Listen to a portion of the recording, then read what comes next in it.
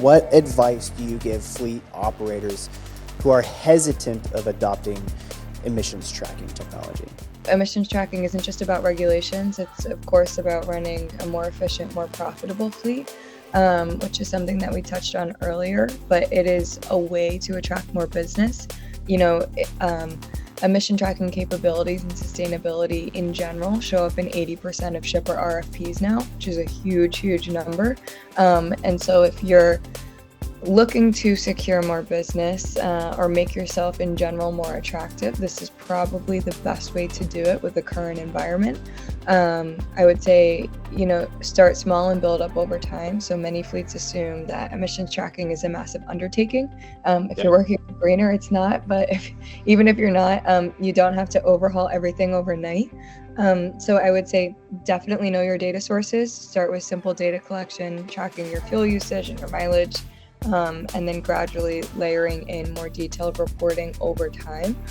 Hey everyone, and welcome to the podcast Caution Wide Right, brought to you by Compliance Navigation Specialists. I'm Luke, your host, and today we're going to be talking about emissions. Yes, emissions.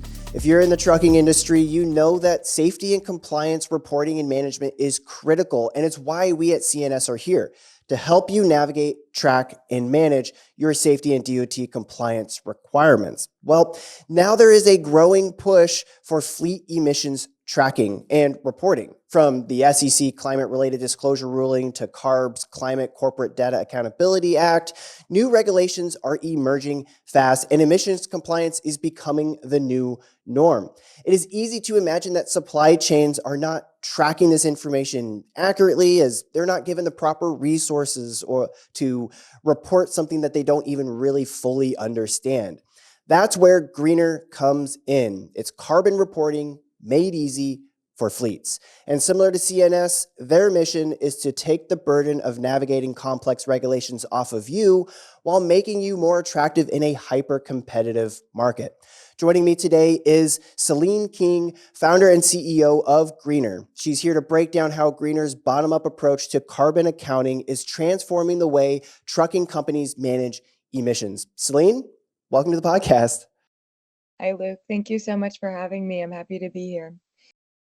All right. So before we talk about how you started it, how quickly you got out of college and turned your passion of sustainability into this career and this business, I did see that some of your college activities beyond sports and sustainability and health was also Animal Lovers Club. And I'm just curious, as an animal lover myself, what did the club do, and what are your favorite animals or pets? Or do you have something at home? Great question. The club was amazing. Actually, when I first started university, I was on a pre-veterinarian track.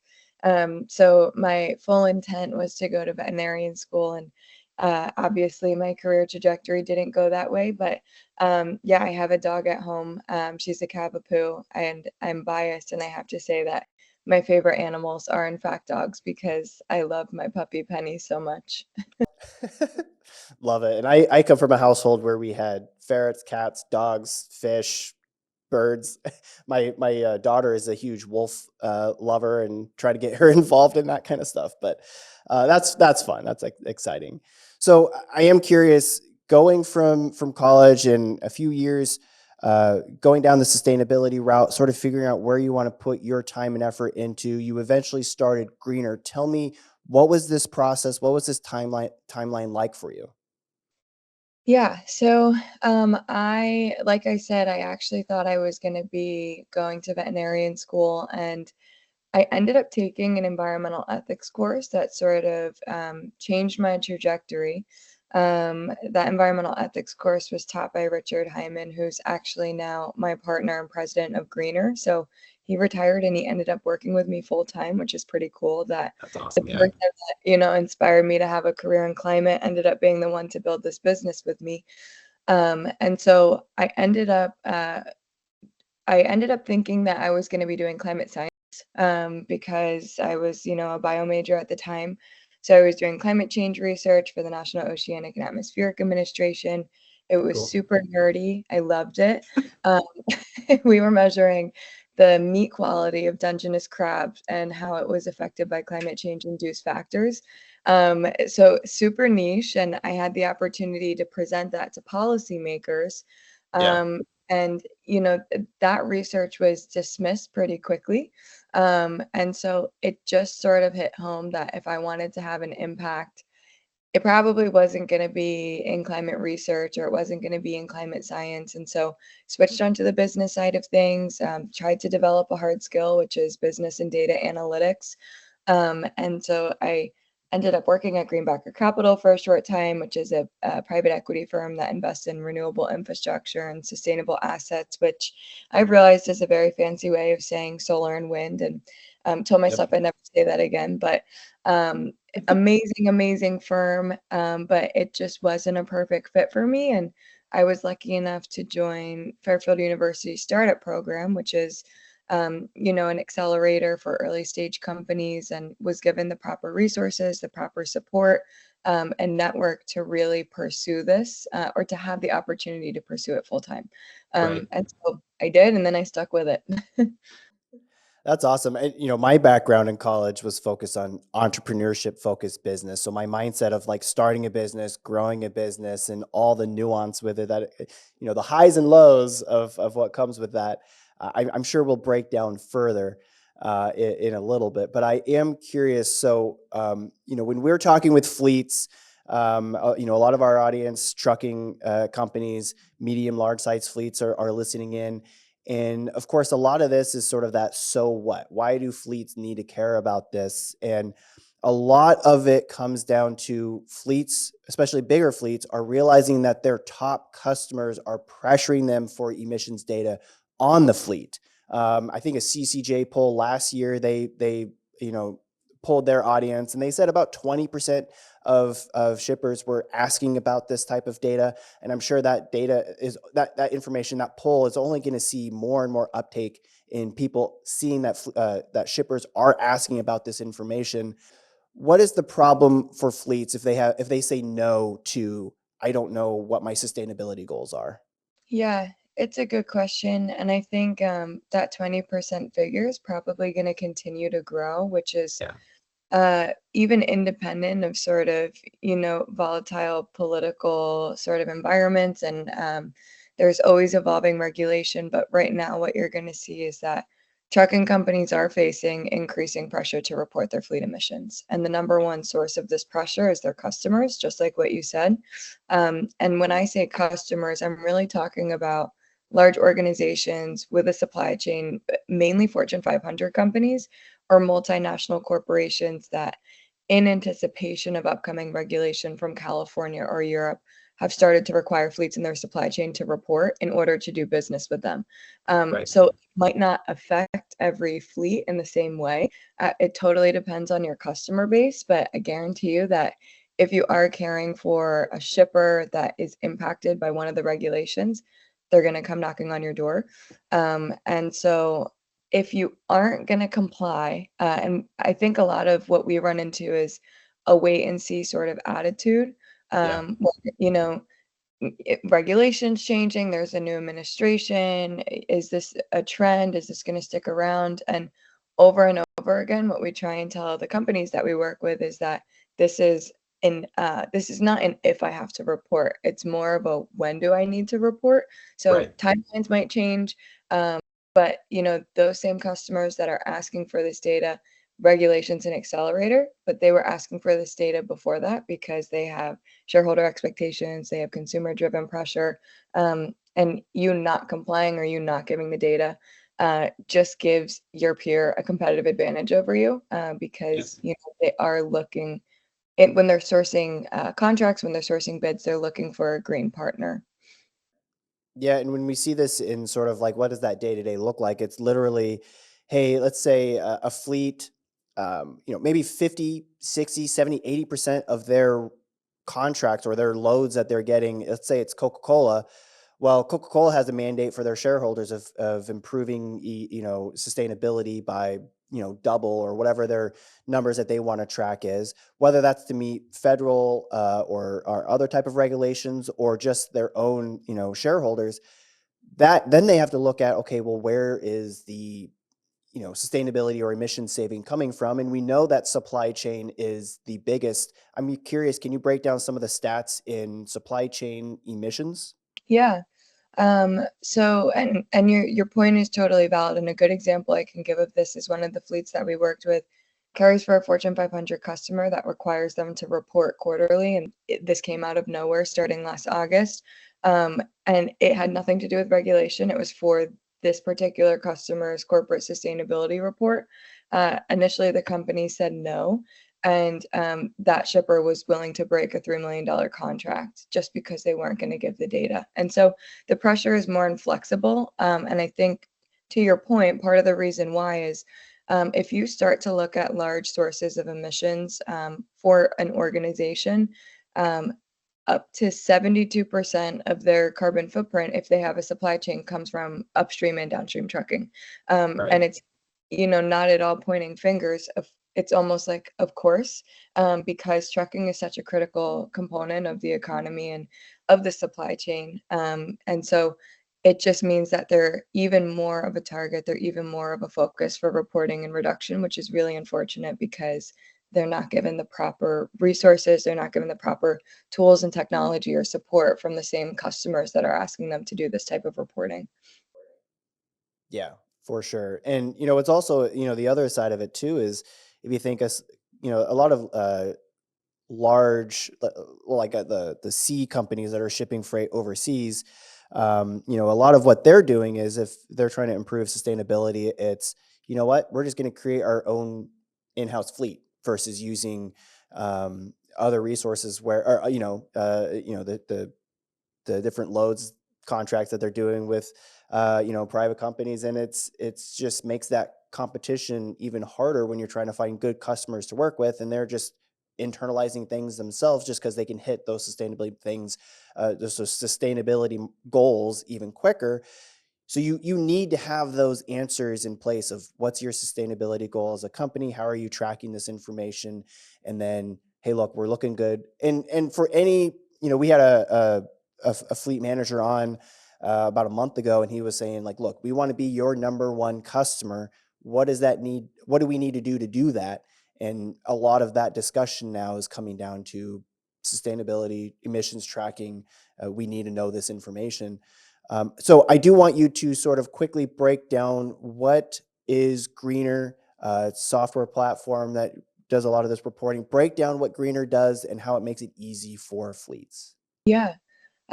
So we are, in general, Greener is a carbon accounting company. We are vertically specific to trucking and logistics. So we don't work with any other industries. We're specialized for the trucking industry, which is really important because, as you know, there's unique operational characteristics of trucking that make these calculations specific to the industry. And so the way that our platform works, it automatically measures fleet emissions in real time, and then in turn will generate regulation compliant emission reports for fleets to distribute to customers, to stakeholders, any third party that's requesting the data. We make the reporting push button. And so the way that we're able to do that is through, for every fleet, we integrate with two systems. So the first is their telematics provider. So we're platform agnostic, no matter who they're using, whether it's Geotab, Isaac Instruments, OmniTrax, we can integrate, and we're pulling real-time vehicle performance data directly from every vehicle. And then the other system that we integrate with is actually their fuel card.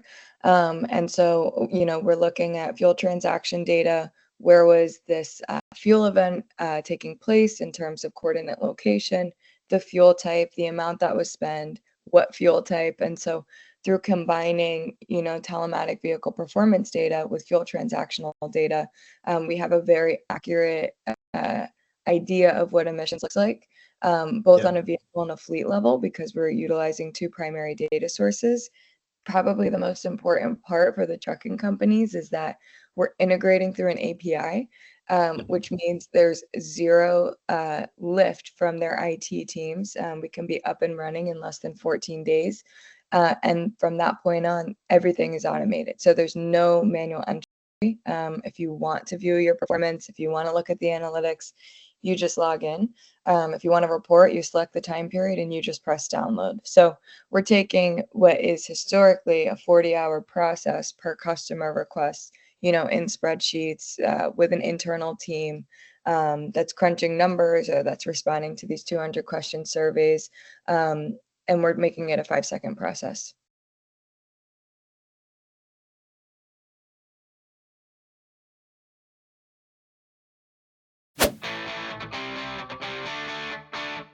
Most truckers are struggling to manage their safety and compliance for their fleets. It can be overwhelming, and that's where our DOT Compliance Motor Carrier Program comes in. It's specifically designed for long-haul interstate carriers. Picture this, an entire compliance team dedicated to making your life easier. How? By simplifying your DOT compliance and managing things like driver qualification files, new driver onboarding, vehicle maintenance, drug and alcohol testing, and even your fuel taxes. Your team will also be holding quarterly driver safety meetings, monitoring your CSA scores, and taking care of any licensing and credential renewals.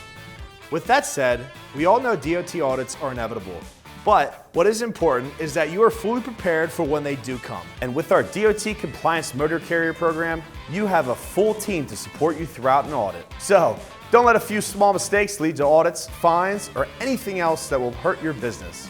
Let CNS help. If you want more information, just call or email now, or you can fill out the form below, and one of our DOT compliance specialists will help you out. And, that's the same sort Let of way that we CNS like be your to partner in approach, success, safety and compliance. saving you Same money thing. and Jumping ensuring into a their smoother telematics journey on the road. Pulling reports and then using that data in a quick and useful way. So that's awesome. And I know, Greener has sort of gained traction quickly, and it's been, a lot of things are moving very, very fast, partnerships and other things like that. I'm curious, especially from like a startup mindset, what's been sort of the biggest learning experience as since you've launched the company? It's a good question. I could keep you here all day. I bet. Painful lessons and things like that. I think, there's a lot of lessons. I think from a startup perspective, one of the most important things that I've learned, at least what feels like on a personal level, and I think my team would agree with me, is that our tolerance to uncertainty and the frequency in which we're receiving bad news or setbacks is unbelievably high. And so like this was sort of a super uncomfortable thing for me to develop when we were first getting started, that, someone once told me that when you're on the right path, the path disappears, and it's like, okay, now we're 3 years in and the path is completely gone and we love it. But in the beginning, that was a super sort of difficult thing where, it's 10 steps forward, 9 steps back, or you're expecting things to go perfectly because you love your idea and you think you've built a good product, but maybe you haven't tested it enough with the industry. And so those are sort of, I would say, obvious startup lessons that we've had to endure. But I think almost most surprisingly, from a customer perspective and through conversations with fleets that we're working with, it became really clear that sustainability being enforced from the top down in this industry is actually deeply unfair.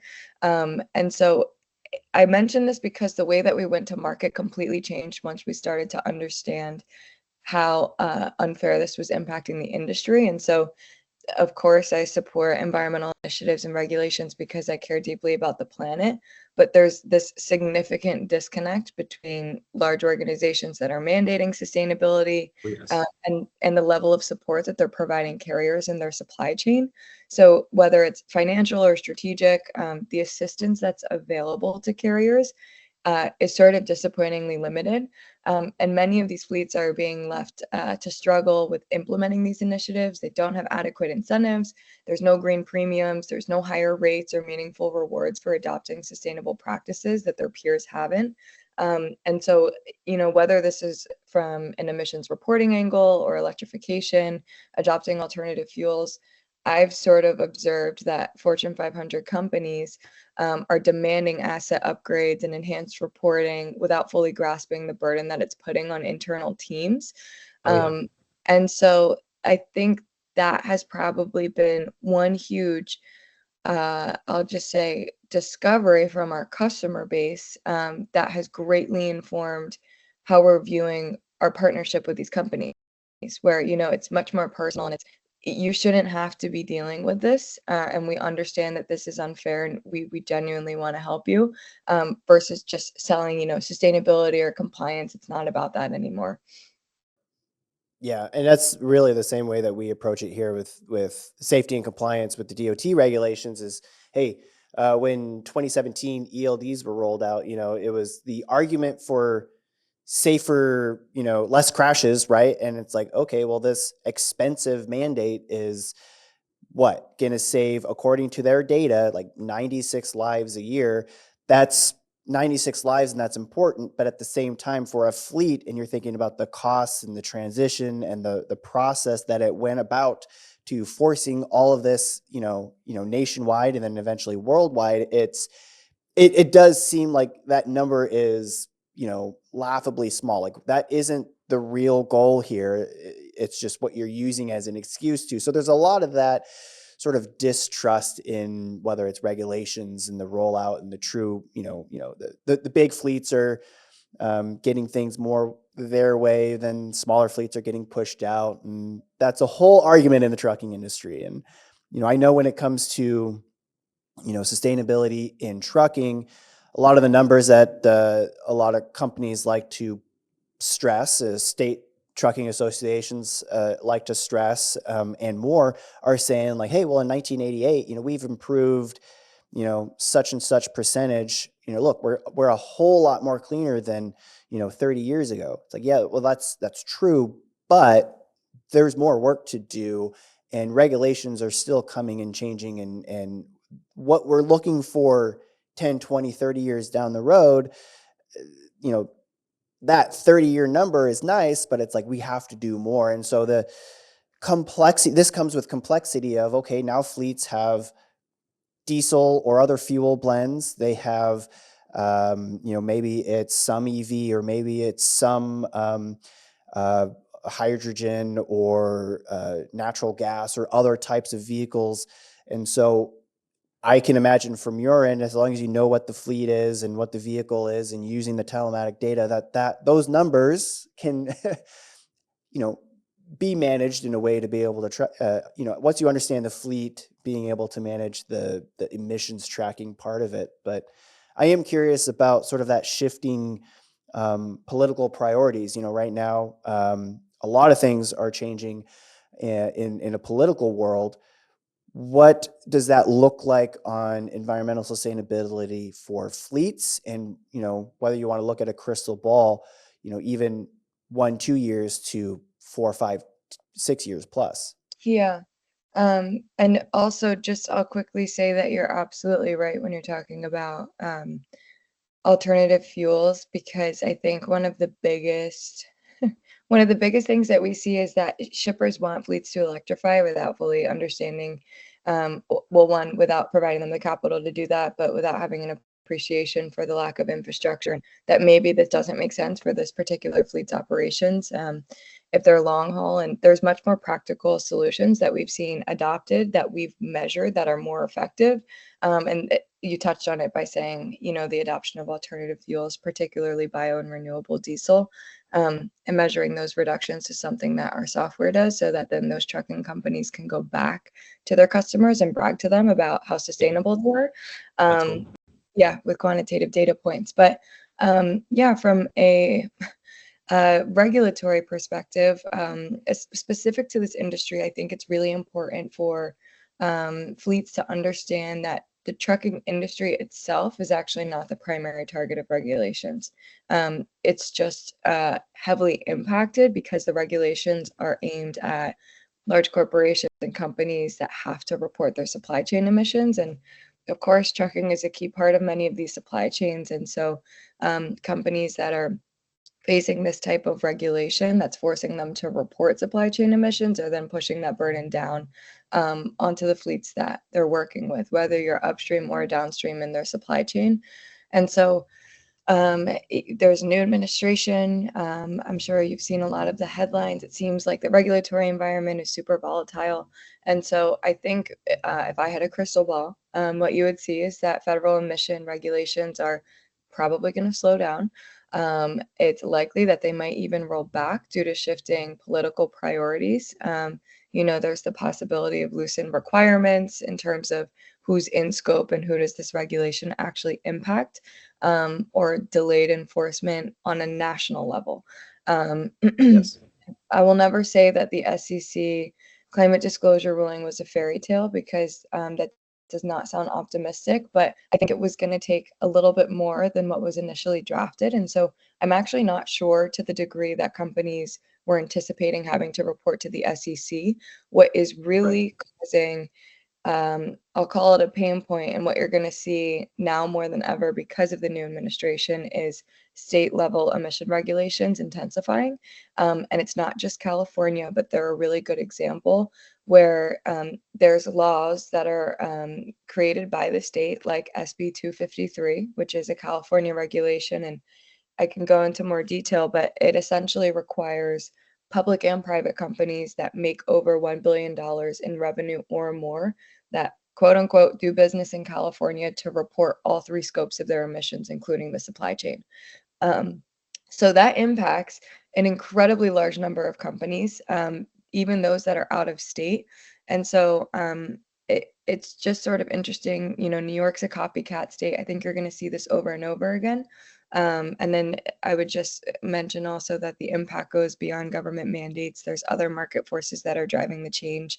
And like you've said before, these shippers and even the shippers' investors are setting their own emissions goals. And so even if federal regulations ease, trucking companies are going to face pressure to provide the emissions data in order to win and retain the business.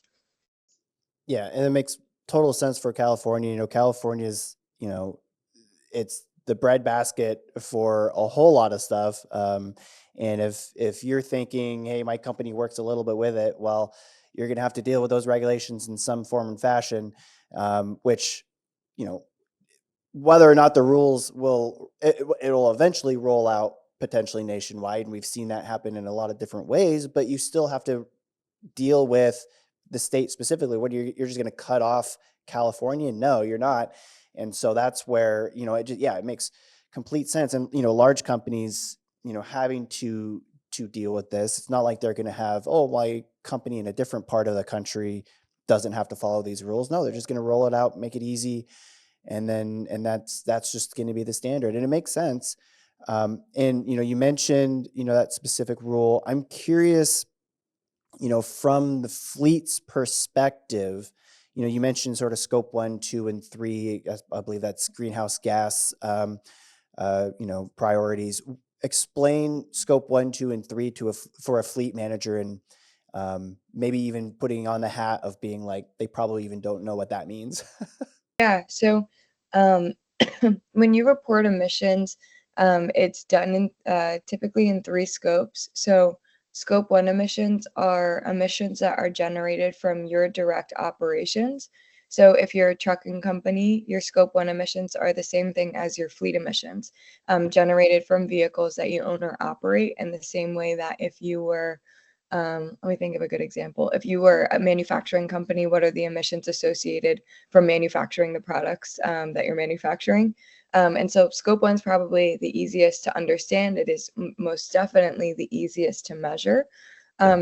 Scope 2 emissions are emissions that are generated from purchased electricity, or from buildings that you own or operate. So if you're a fleet that has distribution centers or facilities, a headquartered location, you could think utility bills. So any electricity that you're purchasing to run buildings and facilities that you own or operate, there are emissions associated with that electricity, and that's considered Scope 2. And then scope 3 emissions are emissions that are generated upstream or downstream of the reporting company. And unlike scope 1 and scope 2, there's 15 categories of scope 3.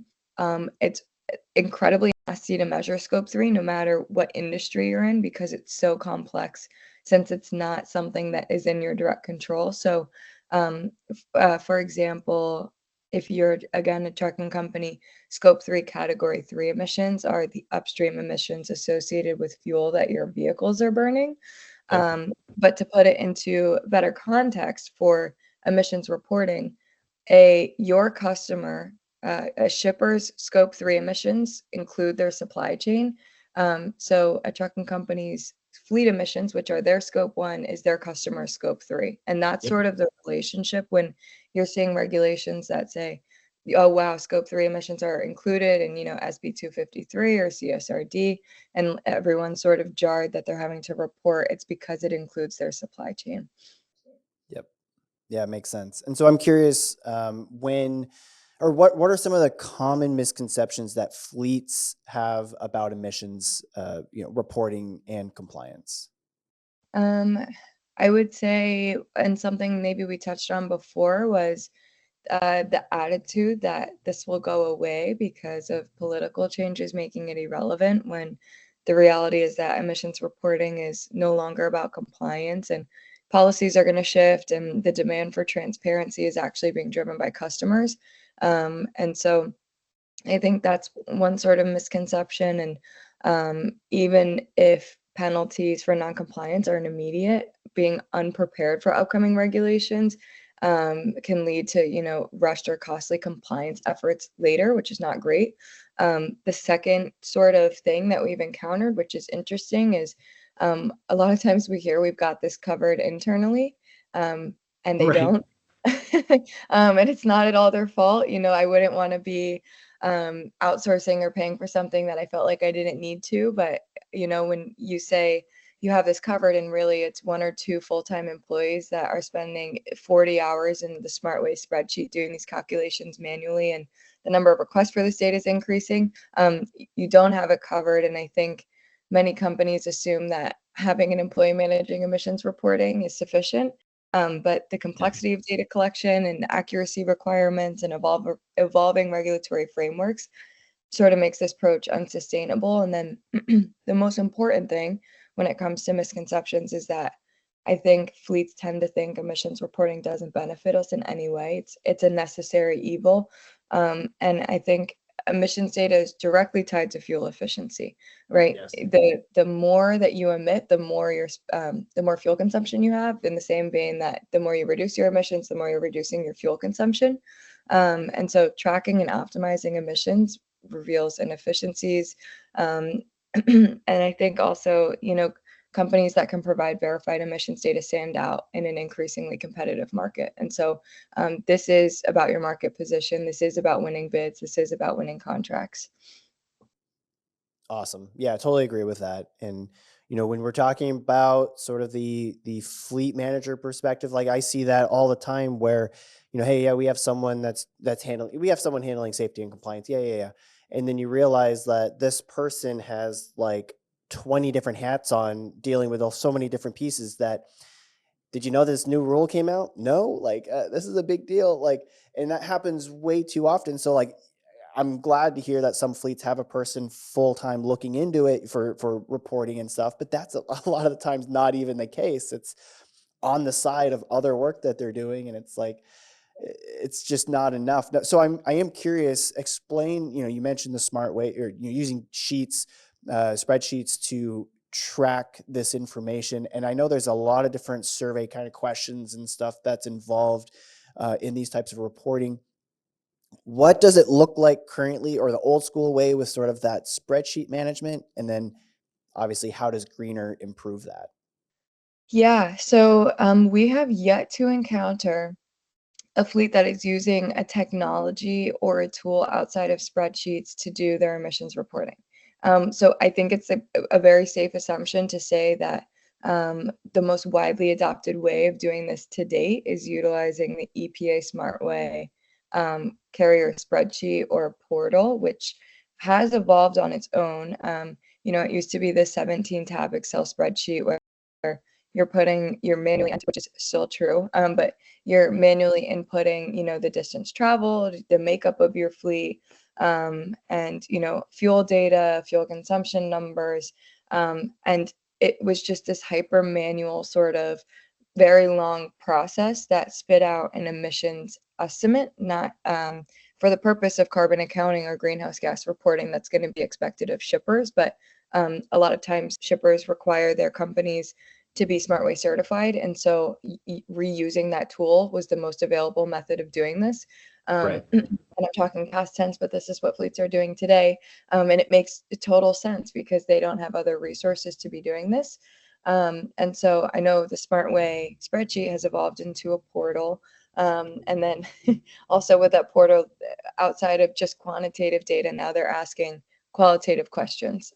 So I guess sort of similar to their shippers. But I guess what I should say is something else that you touched on that's really important for why this has become more complex is shippers have adopted corporate ESG software. And so because this is an unstandardized space, the format in which customers are requesting this data is different customer to customer, which sounds crazy, but it's true where, sometimes it's bullets in an email, what's your carbon footprint, which is super easy, or it's CDP and there's 200 questions. And do you have board level oversight? Do you align with a science-based target? And so what we've done is we have studied pretty much every every data request that we've seen come through for the fleets that we've worked with.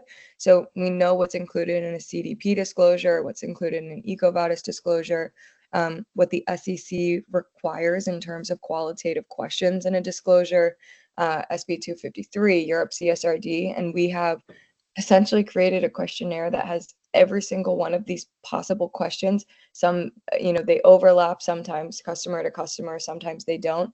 And we've created a multiple choice questionnaire. We provide multiple choice answers, or you can answer in your own words to sort of shortcut that process. And then when you press download, it just pulls the quantitative data from your fuel card and your telematics system for that time period.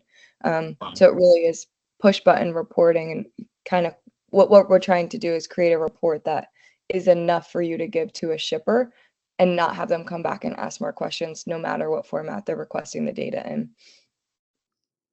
And you mentioned before, there's a lot of different partnerships or a lot of different, companies that you're working alongside. I know that there's, you mentioned Geotab and Isaac and a lot others, but I'm just curious, walk through sort of some of those different partnerships. Truck Stop was one of your first ones, I believe. And then now eventually moving on to, what's the future of partnerships that you see moving forward? Yeah. So we have amazing partners in the space. So of course, Truck Stop is one of them. And then we work very closely with Geotab, Isaac Instruments, and Omnitrax. They're integration partners for us. Amazing companies. And I would say what's really exciting is our relationship with Geotab is evolving, and we're working much more closely together, especially since they've launched their sustainability center. And so it's something we're super excited about to do a better job supporting their customer base, and building native add-ins and things that are going to ultimately make a Geotab fleet customer experience a little bit better. And then on the fuel card side, we're integration partners with WEX EFS. We're an innovation partner of Microsoft, which is something we're super proud of. And then I think when we look forward into the future, what you're going to see is our partnerships with accounting firms is going to intensify and formalize, because when a fleet is trying to struggle or struggling with this and looking for support, accounting firms are one of the first places that they turn to. And ultimately, those accounting firms are the ones that are doing the third-party audits. And so, we're in early discussions with several of those accounting and consulting firms to help provide the technology to their client base. And then I would say there's other industry partners that we work with, driver placement firms like Fundamental Labor, which is amazing. And so in general, I think what you could envision in terms of the trajectory of future partnerships is just those natural points of reach out for those fleets, so that they're aware that greener is there to help support them. Yeah, that's awesome. And I agree with everything about Geotab, because when the ELDs rolled out, and I think there's 300 different ELD or telematic companies that came out to try to like manage that, and you're just like, a lot of these suck. And Geotab has just been amazing doing it right from the start, and then creating this marketplace of partners, which is such the right way of doing it. When ELDs rolled out, I totally thought, okay, yeah, this 300 telematic providers will drop down to maybe 10, and then the OEMs are going to adapt that into the vehicles, and maybe they each have their own provider or something along that lines. But I thought the OEMs would be the end goal. Why have a third party when it's integrated into the vehicle? I am curious about any kind of OEM transition in the future, or a discussion around that. Yeah, it's like you saw our product roadmap, Luke. um, OEM level integration, sort of our holy grail. So that's what we're chasing in the end, because we know that telematics are becoming more and more digitalized. And so it makes a lot of sense for us to partner with the manufacturers themselves and have this just exist within the vehicle, especially because all of this data that we're reading off of a fleet management or a telematic device is ultimately coming from the telematics control unit and the ECM, which are parts that exist within the vehicle before you even put a fleet management device in there. And so, we would be super excited to explore a partnership with OEMs and provide that sort of value back to them. And so a lot of what we're talking about, you mentioned some of the future. I mentioned some of the future. Is there other roadmap to the future? Where do you see greener scaling? And I know a lot of, I believe your sort of day to day is going out to fleets themselves, trying to create these relationships, going to state associations and more. Do you see a bigger growth process with whether it's a sales team to get out there, being involved, or more of these one-on-one interactions? What does the growth look like for greener? Yeah, it's a great question. So right now, we're working with a 10-person team. They're absolutely amazing, but I think to your point, and any sort of challenge that an early stage company has is their size. And so in 2025 and looking forward, an intentional change that we've made is to lean very hard into our channel strategy. Who are our channel partners going to be? And ironically or unironically, they're the same companies that we integrate with, which is why it's so important for us to work closely, with those telematic providers and those fuel card providers, to make sure that we can go after, if we're partnered with a company that already has an installed base of users, it makes it much more easier than me going, to Hunts Point and knocking on individual doors in the Bronx and saying, hey, is this something that you're struggling with? But that sort of aside, this is a relationship-based industry, which is not something that I had an appreciation for when I got started. And I have absolutely grown to love the people that make up the trucking industry so much. They're so honest. You never have to guess how they're feeling. And so my friendships in the industry are sort of what led to some of our earliest adopters. And so that's, to me, a very critical piece of the equation that I need to continue to grow. But when we do look forward into the future, of course, we'll be scaling our own internal sales organization alongside that channel strategy from a technical perspective and sort of product road mapping and development. We're in what now we consider phase 2. So not just emissions measurement and reporting. We've checked the box on that.